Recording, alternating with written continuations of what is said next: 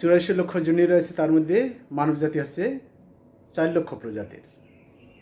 তো 4 লক্ষ প্রজাতির মানব জাতি এছাড়া অন্যান্য যে রয়েছে কীট পতঙ্গ পশু পাখি ইত্যাদি, তো তাদের জীবন তারা কোন দিক দিয়ে শ্রেষ্ঠ এবং মানব জীবন কোন দিক দিয়ে শ্রেষ্ঠ? আমাদের মধ্যে অনেকেরই প্রশ্ন আসে যে মানুষ হচ্ছে সর্বশ্রেষ্ঠ জীব, কেননা মানুষের মধ্যে শক্তি রয়েছে, বুদ্ধি বিচার বিবেচনা রয়েছে, বিচক্ষণতা রয়েছে, তার মধ্যে সে সহজ সব কিছু বিষয়ে তার পারদর্শী, কিন্তু পশুরা নয়। কিন্তু আমরা কি কখনো ভেবে দেখেছি যে একটি পশুর থেকে মানুষ কত উন্নত? এখানে বলা হচ্ছে শাস্ত্রে যে আহার নিদ্রা ভয় মৈথুনাঞ্চ সামান্য মেতাৎ পশুভি নরানাম ধর্মণ হিস্তেষা অধিক অবিশেষ ধর্মণহীনা পশুভি সমান। তাহলে আহার নিদ্রা ভয় এবং মৈথুন 4টে প্রবৃত্তি মানুষের মধ্যে রয়েছে, পশুর মধ্যে রয়েছে। কিন্তু মানুষের মধ্যে এই 4টে প্রবৃত্তি ছাড়া তার মধ্যে যদি অথার্থ ব্রহ্ম জিজ্ঞাসা, অর্থাৎ আমি কে, আমরা কোথায় থেকে এসেছি, মৃত্যুর পরে কোথায় যাব, আমাদের কী করণীয়, এই ধরনের প্রশ্ন যদি তার মধ্যে না আসে, তাহলে বুঝতে হবে সে পশুর থেকে বেশি নয়, উন্নত নয়। আমরা যে অনেক সময় ভাবি যে আমি নিজ পায়ে দাঁড়িয়েছি, আমি সব কিছু সক্ষম, আমি সব কিছু করতে পারি, আমি এখানকার কর্তা, এটা বুঝতে হবে এটা হচ্ছে ভুল। যদি আমরা দেখি একটা মানুষ জন্মর সাথে সাথে সে কী করতে পারে, জন্মর সাথে সাথে তিনি অতিরিক্ত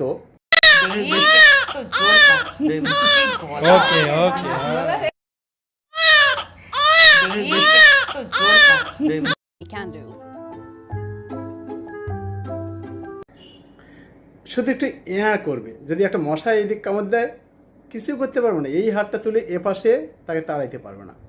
কিন্তু একটা যদি আমরা জিরাফ দেখি, জিরাফ সে কী করে, সদ্য যে শাবক তার সন্তান জন্ম হবে তাকে প্রথমে একটা লাথি মারবে, ঠিক আছে?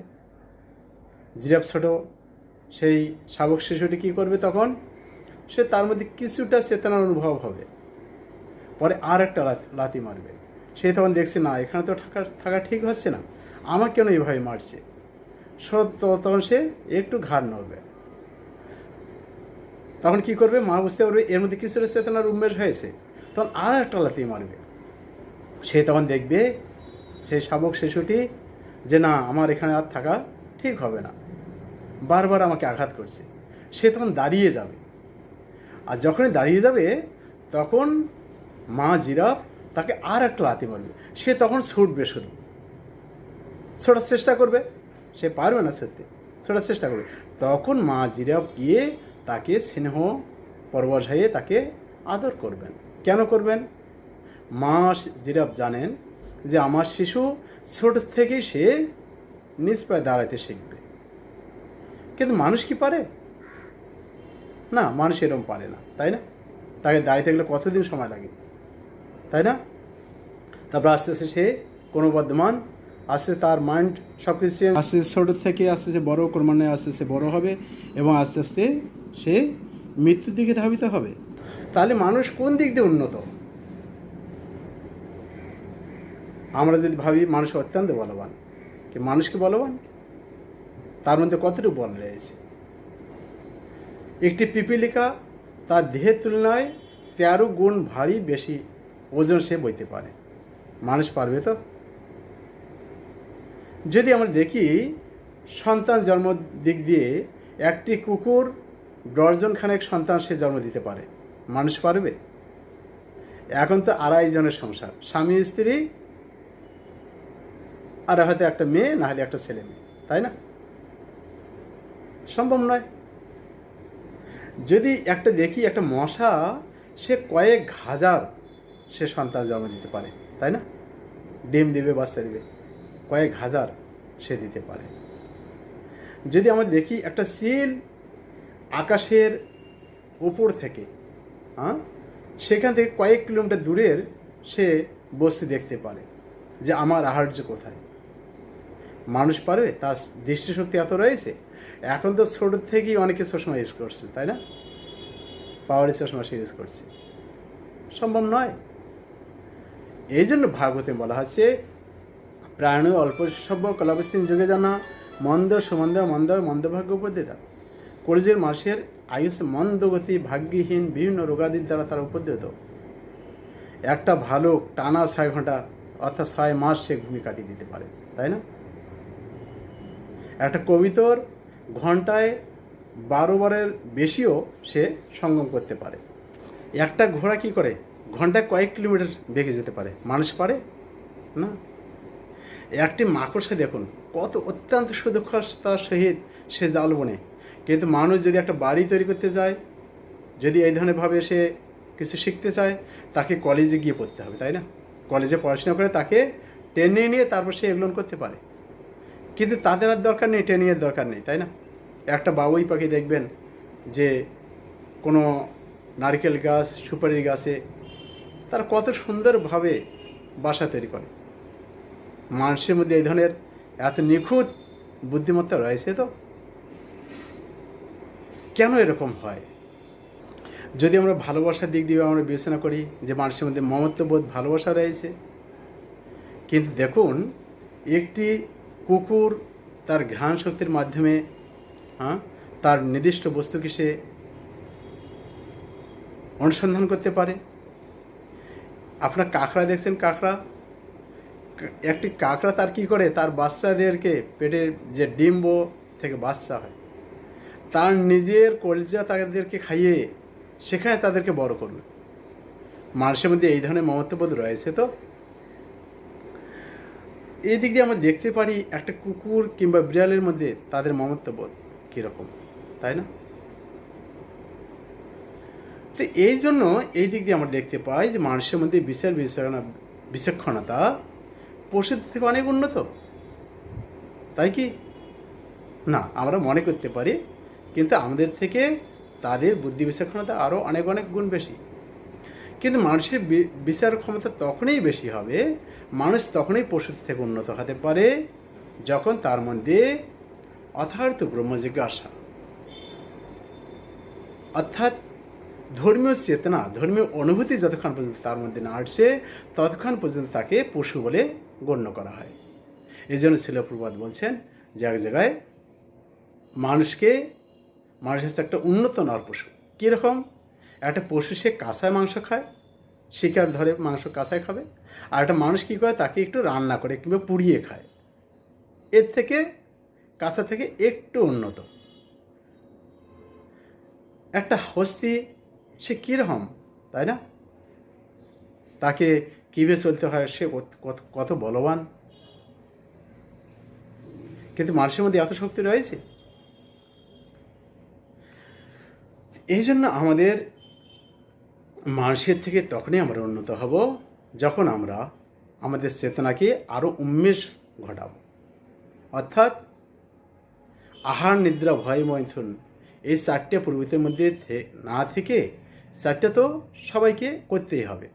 তফাৎ হচ্ছে যখন আমরা আমাদের আমি কি, আমি হচ্ছে এই দেহ, আমি এই দেহ না আত্মা, আমি এই দেহ নই, আমি হচ্ছে আত্মা, আর আত্মার কাজ হচ্ছে পুণ্যের সেবা করা। আত্মা কোথা থেকে এসেছে? ভগবান শ্রীকৃষ্ণের নিত্য অবিচ্ছেদ্য অংশ। আর যদি তা না করি তাহলে কী হবে? আমাদের এই জীবনটা শুধু কলুর বলদের মতন আমাদের খেটে যেতে হবে। গাধা দেখেছেন? গাধা, একটি গাধা মালিকের বোঝা বহন করে, কাপড়, ধোপার কাপড় বহন করছে, কিন্তু কখনো এই গাধা ভাবে না যে আমি যতগুলো কাপড় নিয়ে যাচ্ছি এখানকার মধ্যে একটা কাপড় আমার নয়। গাধা কখনো ভাবে? সে দেখে যে একটু মালিক একটু আমাকে ঘাস খেতে দিবে, এই জন্য সে গাধার মতো বোঝা বহন করছে। ঠিক অনুভাবে মানুষে কী করছে? সারাদিন কলুর বলদের মতো খেটে যাচ্ছে, বিনিময়ে কী পাচ্ছে? হয়তো 2-1টা রুটি চাপাটি, একটু রাইস, কিন্তু তদুপরি সে খাটছে। কিন্তু সে জানে আমাকে মৃত্যুর সাথে সাথে সব কিছু শেষ হয়ে যাবে। একটু দেখুন, এটা হচ্ছে পঞ্চভৌতিক দেহ, ক্ষিতি অপ্তেস মরুদ্বম। আমরা কিসের অহংকার করব? যখন মৃত্যু হবে, আত্মা বেরিয়ে যাবে। একটা গাড়ির চালক যেমন গাড়ি থেকে চালক নেমে গেলে গাড়িটি 1 ইঞ্চিও আগাইতে পারে না, অনুরূপভাবে এই দেহ থেকে আত্মা যদি বেরিয়ে যায় 1 সেকেন্ডের জন্য ওই দেহ আর কাজ করবে না।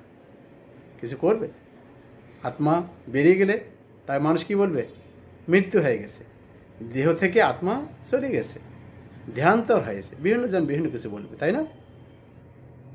তাহলে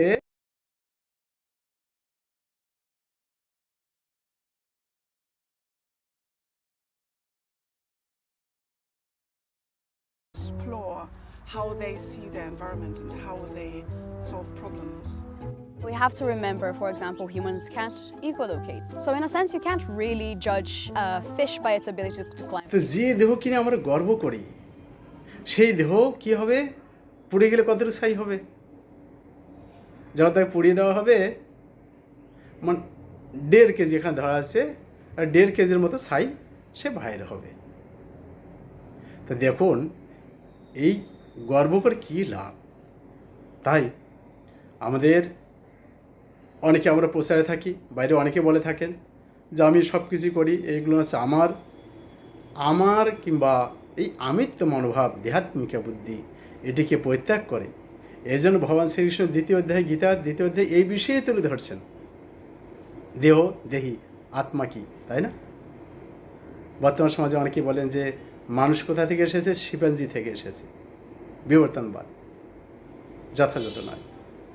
তো এই জন্য আমাদের আসুন